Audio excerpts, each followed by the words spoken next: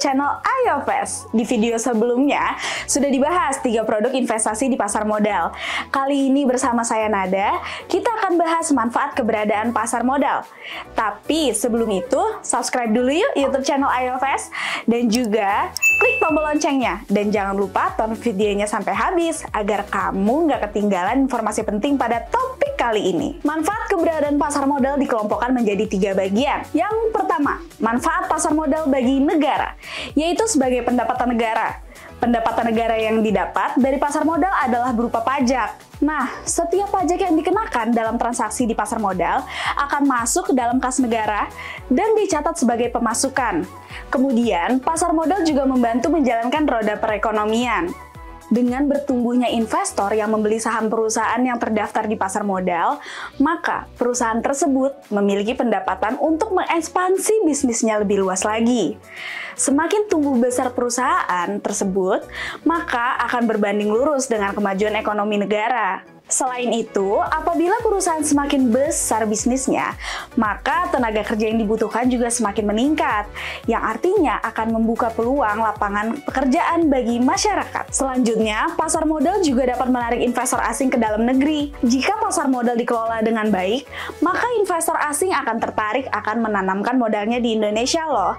Keuntungan dengan adanya investor asing, perusahaan bisa mengembangkan bisnisnya menjadi lebih luas lagi. Seperti yang disinggung sebelumnya, perusahaan-perusahaan yang semakin tumbuh besar berjalan beriringan dengan kemajuan ekonomi suatu negara. Yang kedua, manfaat pasar modal bagi investor, yaitu mendapatkan keuntungan.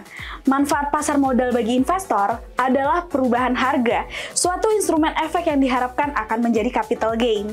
Selain itu, pemegang saham akan mendapatkan dividen, dan pemegang obligasi akan mendapatkan kupon sesuai dengan periodenya.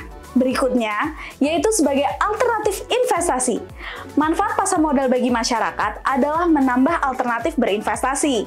Seperti yang umum dilakukan masyarakat, yaitu investasi di bidang properti seperti tanah ataupun rumah yang membutuhkan modal besar. Kini masyarakat dapat berinvestasi di pasar modal yang tidak memerlukan modal besar. Contohnya seperti investasi pada instrumen reksadana, di mana masyarakat dapat berinvestasi dengan modal awal hanya mulai dari 10.000 saja. Yang ketiga, manfaat pasar modal bagi emiten. Manfaat pasar modal bagi emiten adalah menghimpun dana sebagai sumber pembiayaan secara jangka panjang untuk pengembangan usaha, ekspansi, penambahan modal kerja, dan lain-lain.